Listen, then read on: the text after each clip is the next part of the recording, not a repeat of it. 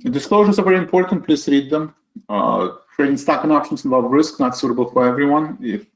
You must be aware of the risk and be willing to accept it in order to invest in current market conditions. If you're new to trading, I would encourage you to visit optionscreening.com to understand the risk associated with trading stock and options. I'm not a financial advisor. I'm not registered with FINRA nor SEC. I'm showing you what I do in my own account based on my own risk tolerance level for general education information purposes only. Please consult your financial advisor prior to making any trading decisions. Also, should not be assumed that the future trade picks will be profitable or will quote past performance. All right. Chat. I'm going to open chat. Inbox. Chat.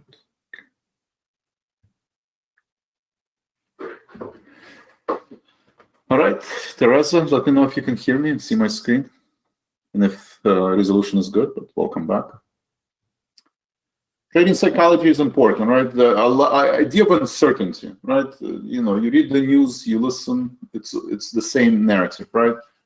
People who were bulls stay bulls. People who are bears stay in bears. People that think we're going to make new highs this year, they still think we're going to make new highs. People think that we're going to revisit last year lows. Still think we're going to revisit the lows. Everybody thought that third quarter GDP is going to be negative 3 months ago or 6 months ago. Now it turns out it's going to be 4 or 5%. So economists have a hard time predicting the recession, the level of interest rates, whether GDP is going to be positive or negative, right? So there's always going to be a level of uncertainty in the market, right? And whether we will or will not have a recession, whether interest rates will reach, 6 or 7%, nobody knows, right? It's going to be driven by the news, and often you see the results in the rearview mirror. So uncertainty will remain. You can follow technical analysis, you can follow fundamental analysis, you can do both. You can do macro, micro analysis. But there's always going to be a level of uncertainty. So I encourage you to, how do you deal with this uncertainty? The only way I found out how to deal with uncertainty is, again, to have a trading plan, right? Especially if you're new to trading or you still kind of don't trust the process, you're not 100% confident. And your goal is to be more confident in your skills, more disciplined trader. I propose my recipe of how to become disciplined, confident trader. What builds confidence, I think, is repetition, and always trade the same number of positions and always the same amount per trade. Right, risk in terms of risk. Right, it's not the number of shares. It's not even a dollar amount. But it's percentage of account value you're willing to risk per position, right? You have an opinion in the market, right? You can think dollar is going high, you can think dollar is going lower, or you can think interest rates go higher or lower, you can think, NVIDIA is going higher or lower. All of that is fine. The question is, how much money you're willing to invest and risk, and that percentage should be percentage of account. It should be a fixed amount, right? So that's the economy of control, right? Process versus outcome. It's very important to follow the process and trust the process as opposed to, chase the outcome, right? So if your trade is going against you, you want to cut your losing trades quickly, and you want to let your winning trades go to maximum, your target gain, your levels that you think that the market is going to reach. So I propose, in terms of cash, 30% of your portfolio in cash, and in terms of, on average, right, it could be higher or lower based on your view on the market, right? If you think market is going much lower, then maybe higher. If you think, the worst is behind us, then, then lower. And have the same number of positions. In the beginning, if you still don't 100% consider yourself a disciplined trader, I would consider only having 4 positions at a time. Right? Sometimes positions don't move, right? And you just want to add more positions because the other positions are kind of not going anywhere. Well, you have to close the positions that are not going anywhere and open new ones, right? You can't just keep adding positions, especially if you need to trade and all of a sudden you have 8 positions, right? Because it's all about portfolio drawdown. number of positions, what is the maximum exposure in the market. If you have 4 positions, 2.5% maximum loss, let's say they're all bullish, okay, the maximum drawdown is 10% if the market sells off, and vice versa. If you don't want to have 10% drawdown, then, you know, out of the 4 positions, you can have 1 or 2 negative, you know, short positions. But mixture of long and short, right? The most profitable strategies right now, if you listen to the news, which hedge funds make the most money right now? Long short equity fund. Long short equity fund, you know, overlaid with options. You know, this is where majority of the revenue comes from success. So positive and negative visualization.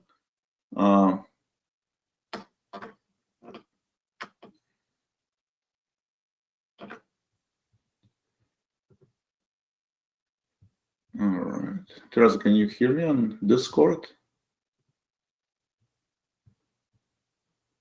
I hope so. Lady Godiva, Teresa. Okay. Anyway, all right. So positive, negative visualization.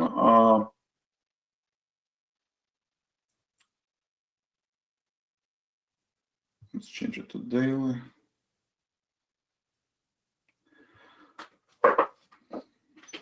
So market continues to hover over lower Bollinger Band, right? So extremely oversold levels, right? We reached 2 standard deviation, continue to drift lower. Happens, you know, less than 1% of the time. And we did break, and this market did break the August lows of this year and August lows of last year, which happened to be at the same level. Last year it was the fail breakout, you know, fail high. This is fail low. So, and we decisively, you know, day 1, day 2, day 3 broke through the lows. So, you know, at least for now, I think this is your resistance 1, right? On the better than expected, you know, goods, right? We have better than expected capital goods, you know, capital expenditure. Market is rebounding, right? I mean, nothing significant, but still. So I think the first resistance is try to break above this level, since we broke below this level and confirmed it. Now this is your resistance number 1. Second one is resistance number 2. Support is obviously, you know, yesterday's low is your support number 1, 424, and then we're not that far from 200-day moving average. Somewhere between 420 and 418, I would say. Support number. So, you know, I was reading the news, and I was even, you know, this research from Goldman Sachs and JP Morgan. They're not changing, you know, like Goldman Sachs and, you know, Morgan Stanley and JP Morgan. They were bullish since October, right? So you have to give them credit that they were bullish since October, you know, or, you know, January.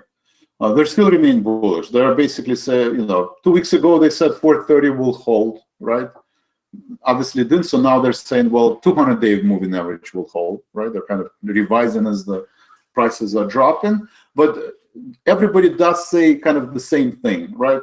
We're heading into, you know, from seasonality point of view, this was the worst part of the year, right? We talked about seasonality, right? That usually September is bearish and you make new lows. We have achieved that, right? And then right next week, we should start having some kind of stabilization, right? Maybe some rally on CPI data, maybe pullback on some other data. And then the major test, the litmus test is going to be the earnings, right? Or JP Morgan, Delta Airline, Taiwan Semiconductor, United National Health Group is going to announce earnings in 2-3 weeks from now. And GDP is revised up, right? Everybody expects the GDP is high, and everybody expects the earnings to be better than expected, right? So if you're in that camp, right? If you're in the camp that earnings are going to be better than expected, this is, you know, then the worst is probably behind us. I mean, we can still, you know, trade lower, right? Nobody knows exactly where the bottom, but you would say that probably this, what did we go from 460 to 20, 40 points. So what is it, 7%? No more. What did it drop?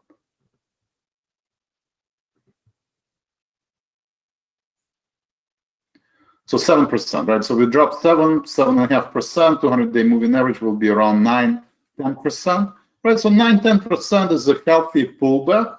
Okay, maybe another 2% lower, but then we strong rebound. Earnings is going to be better than expected, and there's no signs of recession. And then the glass half full narrative starts.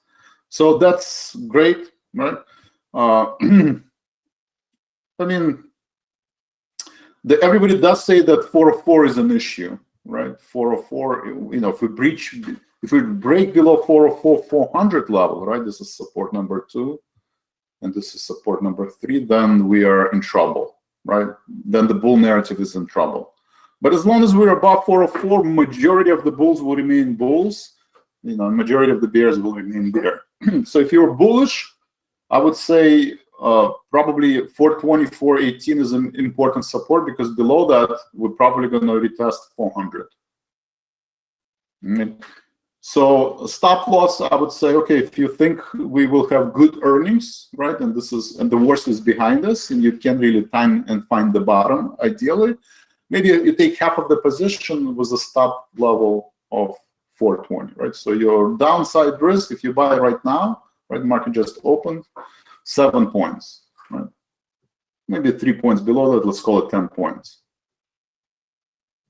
I mean, 10 points, 2%. Yesterday we dropped almost 2%. So, a lot of people are not comfortable with this short decision, especially if you're a long-term trader. Then I would say use the 404 or 400 as your stop level, right? Give yourself more room, 25 points, right? 4%, that will take probably a couple of weeks, if not months, right? So you will have time to get the data. And so if you're more conservative, I would say 25 points, 404 is your stop level. If you're bullish and you think market is going to bounce, 420, right? And on a $10,000 account, I would not risk more than 2.5%, right? 4 positions, 2.5%.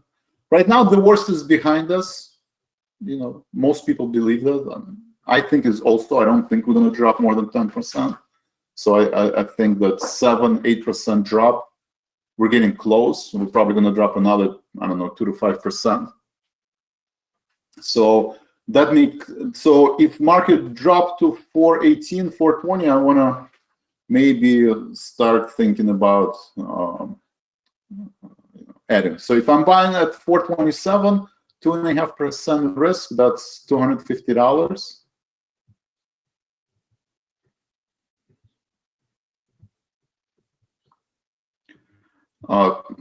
So if the stop loss is 10 points, then I can afford to buy 25 shares. And I would break it down, because right now there's still no signs of bottom, right? One day, 30 basis points, every day we're making new lows. So there is no signs of bottom for now. A lot of people think that 200-day moving average, that has been a very good support, but it's too early to decide, right? It's too early to decide. So we could continue to go lower. So for that reason, if you're buying today, you probably want to split that trade into 2, right? Instead of buying 25 shares, buy 12 shares. And if and when we do drop to 420, let's say 418, 416, you have to make a decision, right? You'll have CPI data, you'll have unemployment data next week, and you can make a decision. You can look at the interest rates, and the interest rates needs to start dropping, dollar has to start reversing.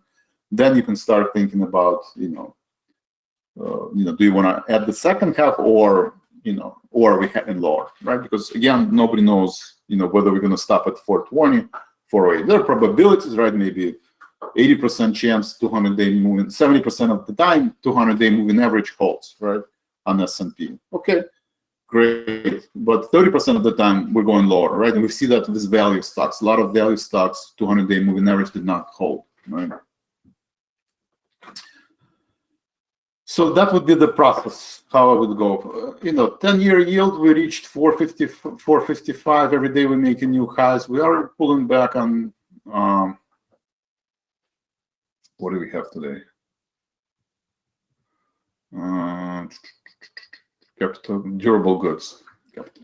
So durable goods came in better than expected, right? Minus transportation. So that's a positive sign. Market is, yield pulled back. QQQs are up, value stocks are up, VIX pulled back slightly. Dollar continues to march higher. That's another headwind, right? As long as dollar marching toward 107, kind of in a straight line without any pauses, you're not going to have any meaningful rebound in the market. All right, any questions?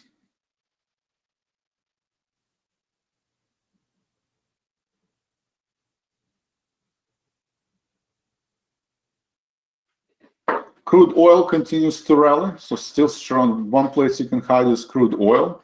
We're retesting recent highs, so that continues to trade higher. NVIDIA rebounded. Good job, Angelique. Is Angelique here? No, she's not.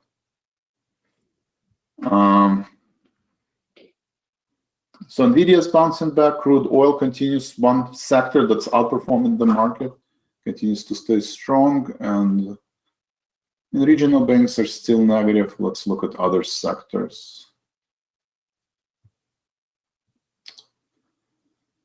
You have kind of broad-based rebound after pretty sharp sell-off, which makes sense.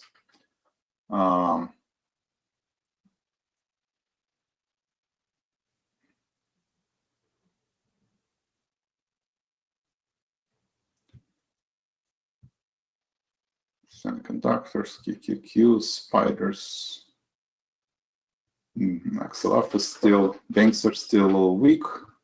Apple is still weak. But, Google and NVIDIA is bouncing back. But again, Apple is sitting at the key support where Apple is going to go, the rest of the market is going to go. I would watch this level, right? Bulls have to hold on to 172 because if we don't, then the next level would be 200-day moving average.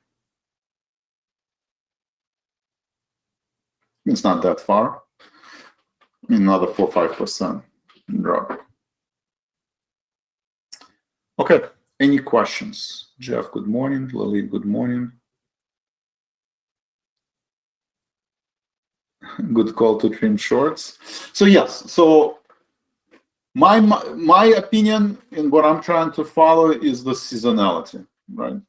I think we're going to start building the bottom soon, right? Especially as people are going to get excited about earnings season, and it's not that far away. Usually it starts like literally 1 or 2 weeks. So according to the seasonal chart, that actually been pretty accurate, almost to the penny, right?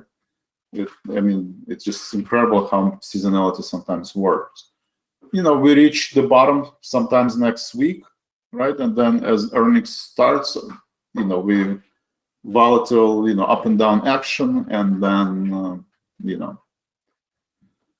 earnings season starts. So if you were bearish, 7% ago, then after 7% drop, probably you need to be less bearish. So I did close. Ooh,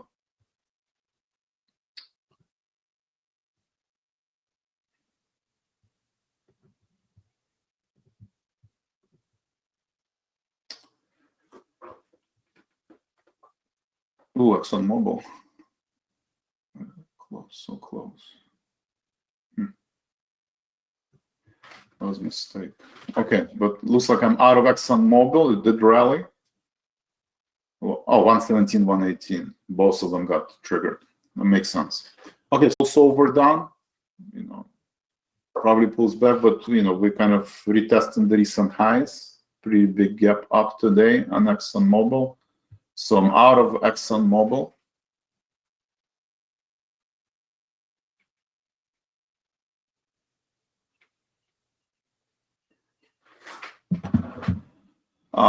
So trimmed, not trimmed, I'm out of closed ExxonMobil. I have to have orders.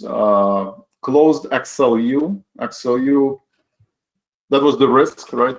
The risk was that yield will continue going higher, dollar is going to continue going higher, and you can see utilities breaking down, right? It's breaking below the September lows, which, kind of head fake, right? I thought the bottom is confirmed, but again, it's all about interest rates. So utilities are very sensitive to interest rates. I'm down more than half the value of the option spread, so I don't want to wait and lose the rest of the half. I just don't think it's enough, November 17, to have this rebound and Christmas rally. So I closed the XLU and I closed the October put spread. Closed October put spread, closed SH. So I have a lot less positions. My major hedge is November. I have November put spread in QQQ, right? October might not be enough, right? We could have signs of stabilization where the market is going to go up and down, and this is the at the money option spread. Each contract, remember, is $36,000. Just because I spend $600 and my maximum risk is $600, but still, every percent move, it's going to be could be a $360 move, which is on $10,000 portfolio is too much risk. So November will not move as much, right? Theta is different, delta is different on November spreads. So, and you have more time. So I'm going to keep the November put spread intact. Still have CVS. For now, it's staying same level. LA Lilly did drop. For now, I'm still bullish on LA Lilly, but I'm waiting for signs of bottoming process before adding to LA Lilly. Did trim SH, but still have SH left. I did trim TLT kind of in free fall because of the interest rates, and still bearish on XLF. So I'm still slightly bearish in my portfolio, but I a lot less bearish than I was a couple weeks ago. Utilities continue to sell off. AT&T pulling back.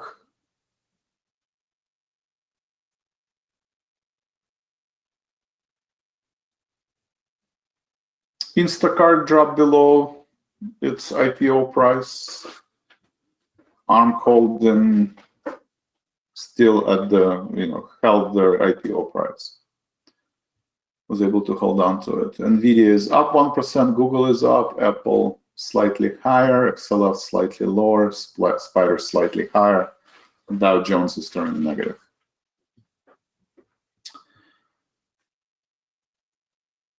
So Fred, Faust, good morning. So Microsoft, so the question on Microsoft, and well, Amazon is in the news, right? This monopoly, federal, government, and I forgot how many states are suing Amazon for their unfair practices to the sellers, and the usual stuff. So obviously, in the bear market, when you have this sharp pullback, that's not good for the stock. How much is it down? Yeah, it's 15% down. So it dropped below 50-day moving average. It did break through August lows, right? So it broke through the August lows. Actually, it didn't break through the August low, right? This is the earnings, right? Right. So it dropped below the pre-earnings, right? They had pretty decent earnings. Looks like the worst part of the marketing and advertising, it was over, and looks like, what was that, the other one? The improvement in the cloud computing, right? The infrastructure cloud computing business, the slowdown is over. So great reaction, and continue to trade higher. So we are traded below pre-earnings, which is bearish. The question is, what is the next level? You're below 50-day moving average, you're below the earnings for a couple days. 200-day moving average, right? Usually it's 200-day moving average. And it's February high. So 200-day moving average corresponds to the false breakout in the beginning of the year. So it's could drop another 10%. Right? If S&P is going to drop 5%, Amazon is going to drop 10%. Right? On the bad news, on the on all these headwinds. and the earnings is not for the next 30 days. So it's going to have 30 days of this uncertainty. So I would watch Amazon. I mean, 1 day is not enough, but you know, as long as we are below 130, as long as we're below 130, or I would say even 136, as long as we're below 136, then 112 is the next support level.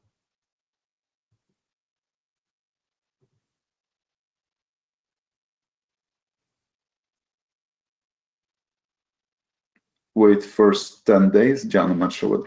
Wait first 10 minutes, 10 days, not sure what you mean. All right, any questions? Alon, Larissa. How's our YouTube broadcast? So thank you for participating on YouTube. We do have a live broadcast right now and closing bell. If you've never been, we're gonna do earnings. You know, Micron announcing earnings, I believe, after the close. So we're gonna look at Micron earnings. How's Micron doing, actually? Speaking of earnings.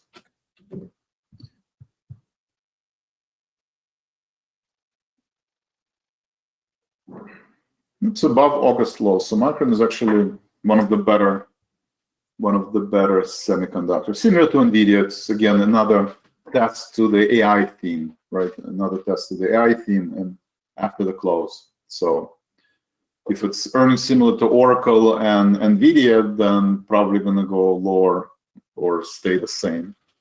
If it's going to be like Dell, then it might rally. Right? So it's just a question. So not all AI stocks got, you know, broken down. You know, stock like Dell actually continues to hold up pretty well. So thank you for participating, and let's see, we have 4 people watching. Okay, so please like Dell, then it might rally. Okay, it's better. It's just better. Watching. Yeah, I can. So not all AI stocks got, you know, broken down. You know, okay, stock like Dell actually continues to hold up. You see the numbers and see. Okay, good. Good job, Alon. So, okay, so yeah, we do have a broadcast on YouTube. Thank you for participating. Please click on subscribe if you haven't done that before. And if you like the content or you find the content useful, helps you navigate market uncertainty, please share it. You know, grab a link, YouTube link, and put it on, you know, your Facebook, Instagram account, you know, Discord account, and anywhere else you are part of the community of traders. All right. Meanwhile, still same thing. Dow Jones flat, Spider slightly higher, Apple slightly higher, QQQ up 0.5%, semis up almost 1%. Any questions?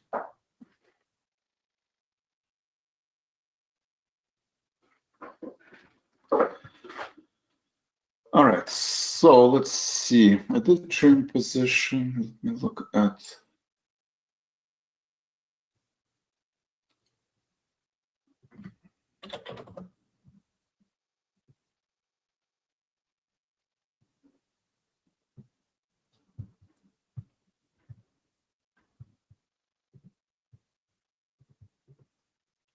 Again, I think combination of bullish and bearish positions, right? Sometimes when the market sells off, it's hard to find bullish position. I mean, ExxonMobil was one of them.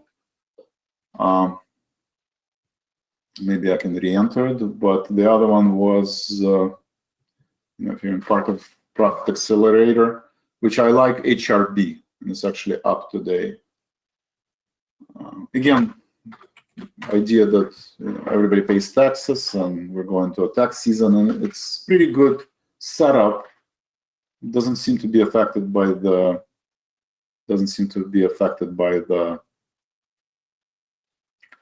current market pullback. You do have, I mean, 50-day moving average maybe is, I mean, very strong earnings, right? It rallied. I mean, probably I would put 5%. 5% would get you to 40. That looks probably will be 50-day moving average at that point in main support, right? So I think 5% is your stop loss. 40 maybe 39. 5 maybe 7%. So if if I'm going to allow $3, let's be more conservative. We're still not. I don't think the worst is behind us. So I don't have the same situation as utilities or consumer staples.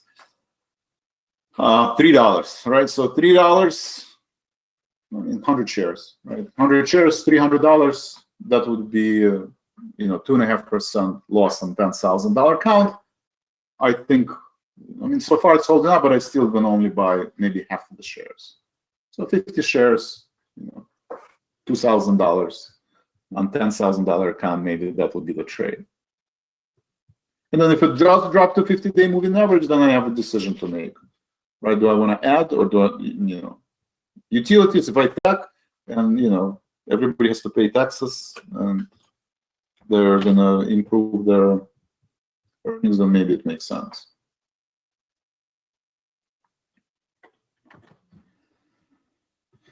So put half of the shares. Another one is earnings, right? Earnings is 34 days, so I have time. I mean, when you trade near earnings, sometimes you take a risk of earnings, which you may or may not want to take, right? Some people like earnings because they're bullish, but a lot of people don't. Okay, and just like ExxonMobil.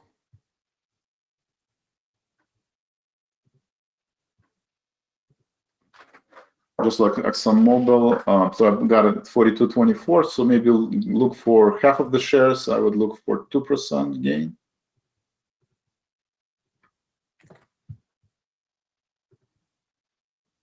That would be roughly $1.4324. Let's see, what's the high? No, it's already close to high. So 43.24.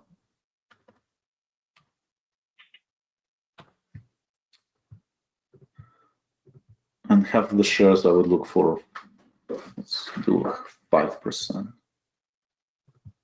It's stock, so I have time, right? A small position, I have time. So 5% would be what? Let's say the 4%, $1.60, 43.80, 43.80.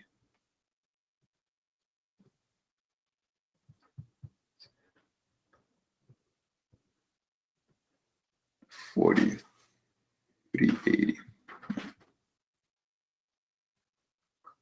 Okay, so break it down into half the trades. So if you have 4 bullish position, I would not buy this, right? If you're new to trading and you still don't feel confident and you don't trust the process, you're kind of trying things out, I would not buy it, right? But if you close ExxonMobil and you close XLU and you don't have any bullish ideas, you don't have 4 bullish positions, then this is one of the stocks I would buy, right? And I would still have at least one of your positions bearish. So right now, maybe 1 bearish, 3 bullish, or maybe 2 bearish, 2 bullish is what I would think. I mean, I have what? CVS, LA Lilly, and HR Block. And just keep in mind that sometimes I have to have more than 4 positions. Well, A, I trust the process, and B, we have different services, that people are signed up for different, some people trade only options, some people trade only stocks, some people trade both. So I do have to have example of both, right? But if you knew, I would just do 4 at a time.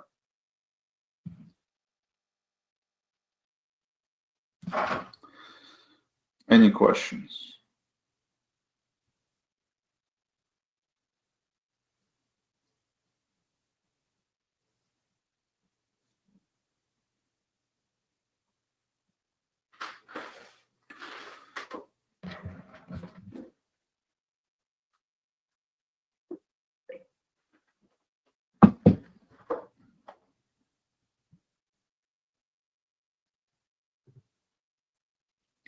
Fred SLB, Schlumberger.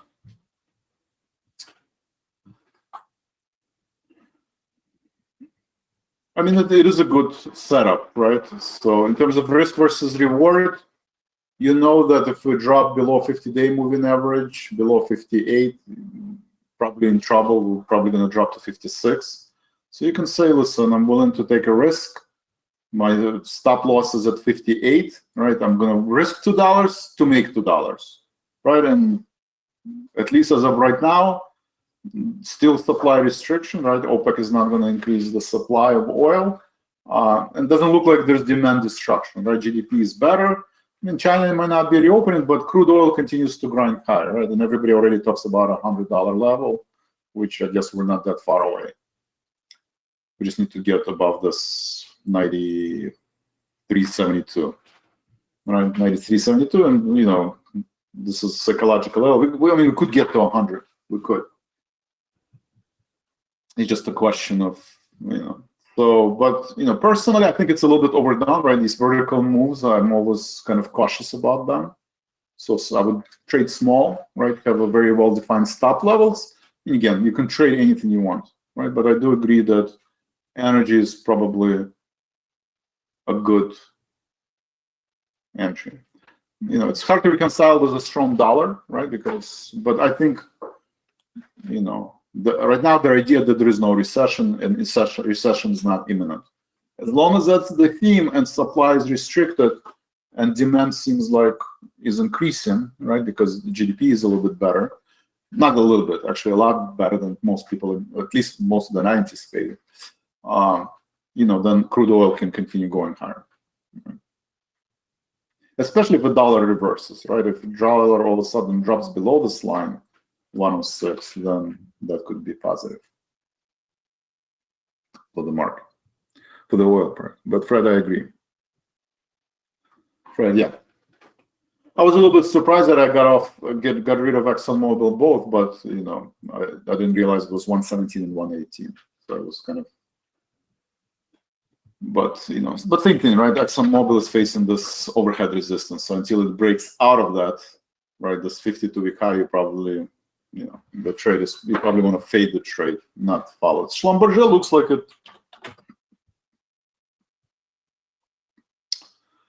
it still has a little bit more room to the upside. Because I think in general, oil drillers got beat up a little bit more than your, you know, big oil companies. Right, actually drop below 50-day moving average. Okay, so yes. Any other questions on HR Block, ExxonMobil, Schlumberger?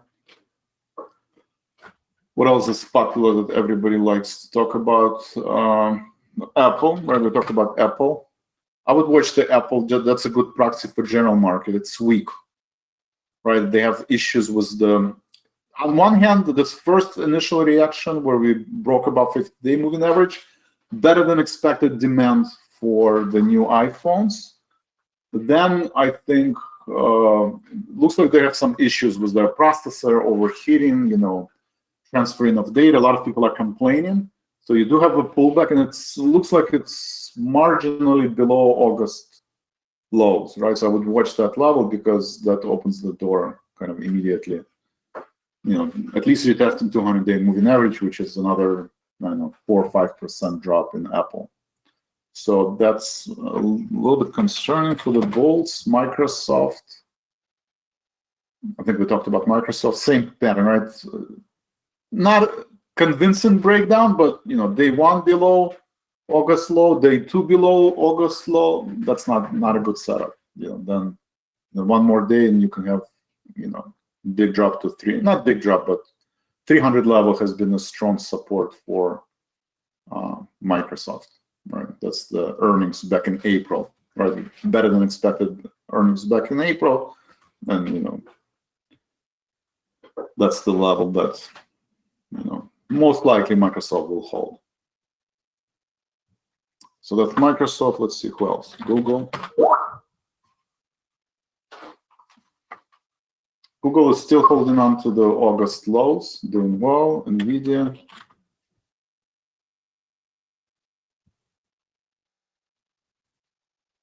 Also holding on to August lows, so it's doing better. We talked about Amazon breaking down. What are the good ones? Meta is still doing well. So Meta and Google, probably Meta Google is one of the strongest out of the Magnificent Seven. Right, Meta is above 50-day, above August low, actually a 50-day moving average. So Meta is probably one of the best stocks. Go figure. Go figure. That's a catch-up trade, right? They got sold off the most, right? They're still far away from their all-time highs. Right now, it's still, how far is Meta from all-time highs?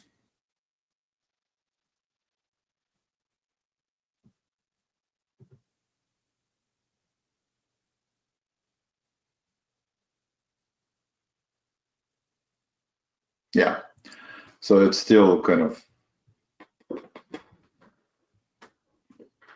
380 to 480 points. So it's still 20-25% away from all-time highs. And so it's a catch-up trade. I mean, it still broke its uptrend, but obviously doing much better than the other Magnificent Seven. All right, so I'll give Meta credit. What else?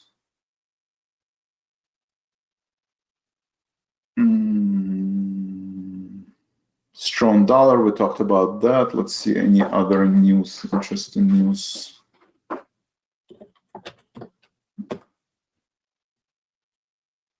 I usually like to look at Wall Street Journal. Kind of that's the tone for the news. Yeah, rising loan costs are hurting riskier. So rising loans costing consumer, costing, I mean, that's kind of a headline news every day. Ford versus GM, the strikes, right? Higher wages, right? On the news, higher wages because of the strikes. You know, Hollywood writers, you know, service personnel in, what is it called? In Las Vegas, right? So, you know, there's still demand for employees, not enough employees, and employees want fair wages, right? So, you know, 40% increase for Ford employees and General Motors employees, and so on and so forth, right? The inflation. So, funding deal, right, to avert government shutdown. That's still on the news. Looks like they're making progress, but again, still a lot of uncertainty. Not sure if they're going to make it by Monday. You know, student loans are now coming due. You have to start paying them. That's also pressure. So for now, all the news are still kind of negative. It's still kind of negative, which is good, right? You want all the negative news to be out the door and factored in. Okay. And let's see. Looks like QQQ is struggling with the rally. So we're close to session low. Trying to close the gap, right? Trying to close the gap. Okay. Any questions? Lisa Arm. I would do it as a trade, right? On one hand, it's an IPO price. A lot of people waited, 10 years for this IPO. So you basically can say, listen, I'm willing to risk $3, right? I'm willing to risk $3. And if we're not going to break the IPO price, and we will have, from seasonality point of view,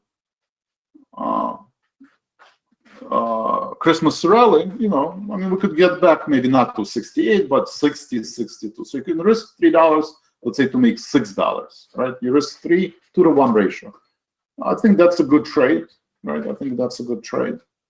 I don't think the worst is behind us. I think we will revisit the low, but obviously hard to time it, hard to predict exactly where the low is. It could be 52, it could be 48, I don't know. So if I would trade it, I would not invest it right now. I think the worst is not behind us. But for trade, I think it makes sense to risk $3. I would do it as a put, right? If you have I know I think you have a bigger account. So maybe if you can afford to buy 100 shares, I would buy 50 put, or put spread, buy 50, 55, 50, 45 debit put spread to hedge your portfolio. But if the ARM drops to 50, the idea is not to be down less than $250 on $10,000 portfolio, and then you have a decision to make. Right, depends on where we are and how the market looks. You can make a decision whether you want to add or just close the trade.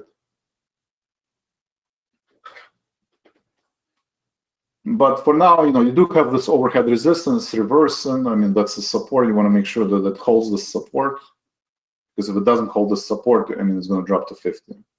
So I would watch. I mean, if you're doing day trading, you probably want to look at 52.78. Lisa, let me know if it makes sense.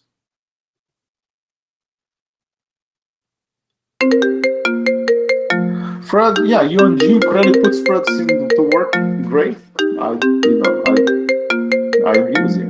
It looks like UNG, you almost can. At some point, I'm going to do it in my account. But yeah, this credit put spread strategy has worked well. I do agree. Yeah, credit put spread. Again, just if you have 4 position, I would not do it. But if you don't have, and you think about what bullish positions, credit put spreads is the best strategy right now. Right, on a larger account, you can do credit put spread, because if the idea that the worst is behind us, we already dropped 7%, we're going to drop another, 2 to 5%.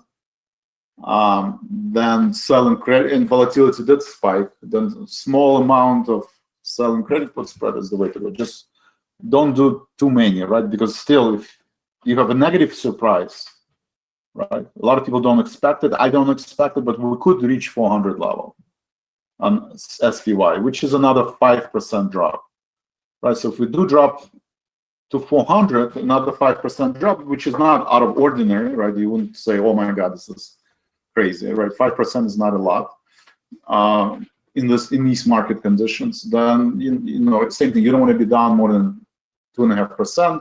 You don't want to have more than 4 positions, because that would be probably a great opportunity, right, to go along. So you don't want to be overly exposed, especially with credit put spread. Treat credit put spread as synthetic stock, right? As a cash secured put, right? So if you're doing credit put spread, UNG is perfect because it's a very low strike price. You do one contract, okay, $600, right? Most accounts average account has $10,000, so you do one contract, okay, $600, okay. Means the volatile, asset class, but if it moves 5% against you, okay, then you're still within your 2.5%. You do 1% on S&P, right? Well, that's $43,000. That's a lot more exposure.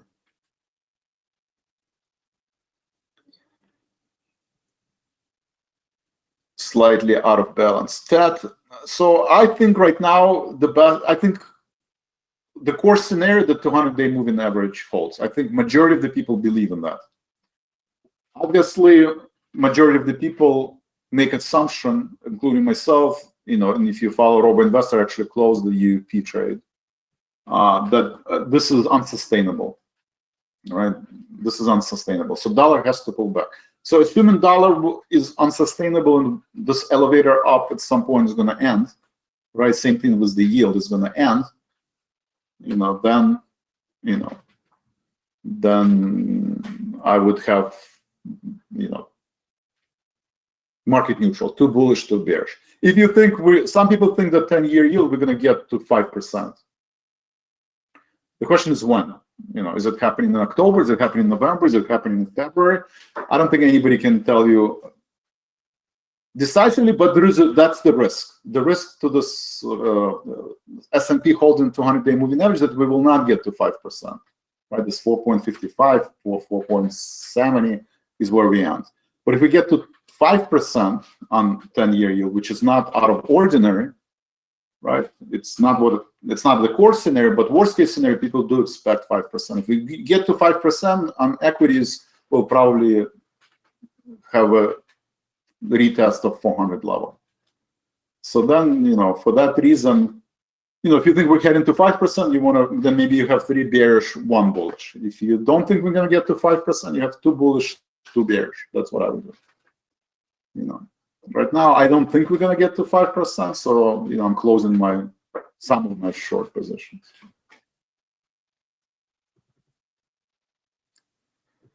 Lisa, thank you. Fred, silver. I have silver in my portfolio. I kind of actually trimmed it. It's the same thing with utilities, right? The whole premise. It's doing well, right? Better than utilities. It's still holding on to the August lows, but if dollar goes to 107, 108, and interest goes to 5, silver will take out this level, right?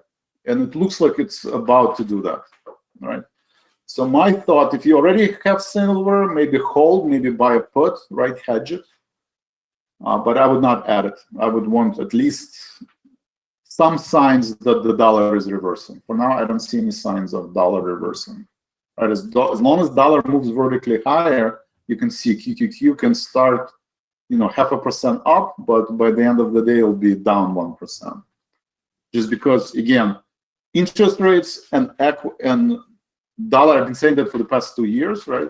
Sometimes I was wrong, sometimes I was right, but I still think this is more important than the equity market. Probably more important than earnings, right? Earnings could be great in October, but if the dollar is going to be at 110 and interest rates are going to be at 5, people are going to ignore these great earnings, right? Because people are going to look into the future, right? And future doesn't look good, when interest rates are, there's uncertainty about interest rates, and Jamie Dimon thinks that they can go to 7%, right? That nobody likes that world. It's just too much uncertainty. So most important question is interest rates and dollar. Everything else follows. NVIDIA is going to follow, and Apple is going to follow, and Google is going to follow, and silver is going to follow. They're the followers. They're not the leaders, right? The leaders are, bond market and currency market.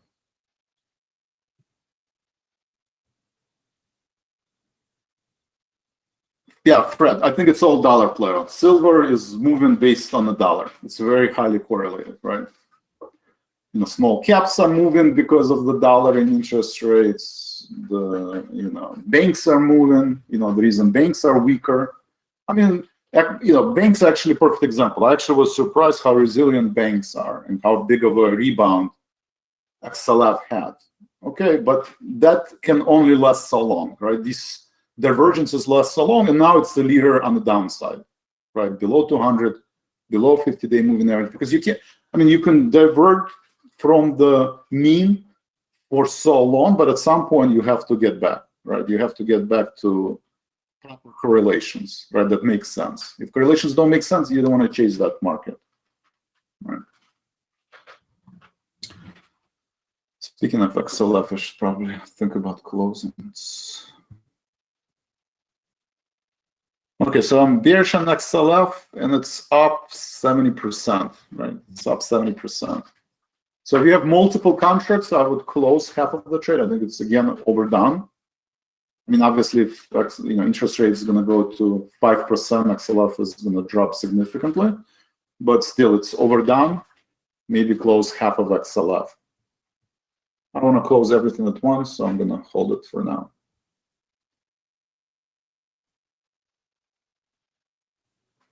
All right, so we went over CVS. So I'm long LA Lilly, right? That's about 50-day moving average. That seems like it's holding on to the 50-day moving average. Long HRB, CVS. CVS starting to pull back, maybe buy a put. You know what? I'm going to buy a put to hedge.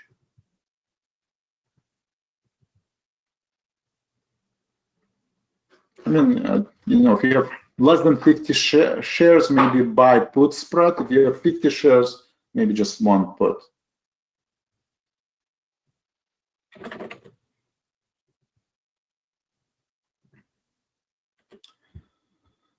And I'm gonna go into, let's see, just do October. Spend 1%, so 67.5 you can buy for 82 cents. So a little bit over 1%. So I don't have to worry about big drop in CVS.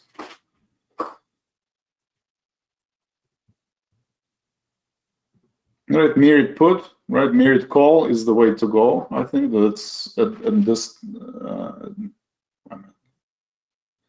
this point.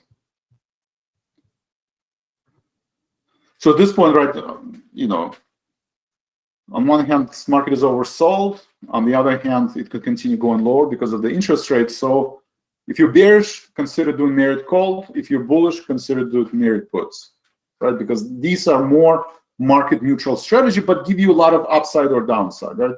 Okay, I'm giving up 1% on the put, but you know, if Christmas rally starts a little early in October, okay, then you know, I mean, CVS can move 5-6% higher. Same thing on the downside, right? If you're doing, let's say, IWM, right, you think, or banks, right, you think XLF is going to continue going lower because interest rates are going to, you know, jump to 5%, and it broke through this August low, right? Same thing. You can sell short XLF 100 shares, and you can buy one call, you know, 33, 34 call, in case, you know, this is a false breakout, right? In case it's a false breakout, because false breakout happen all the time too. I mean, less often than that, but oh, you close 30-35 put spread. Got it. Okay, John, that makes sense. Good trade. Thank you. Okay, it's 9:18. You guys have been awesome. YouTube, thank you. If you haven't subscribed, channel. And what else? And I will see you tomorrow morning. Thank you very much and have a great day.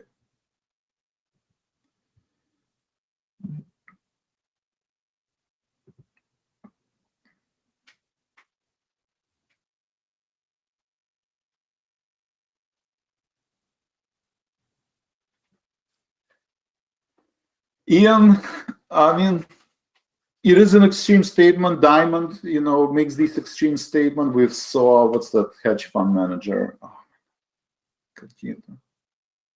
who just said about interest rates heading higher?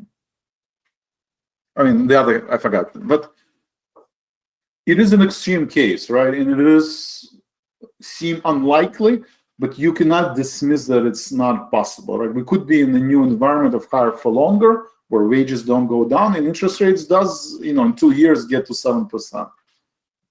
Is it impossible? No, it's possible. Is it does this event have high probability? At this point, no.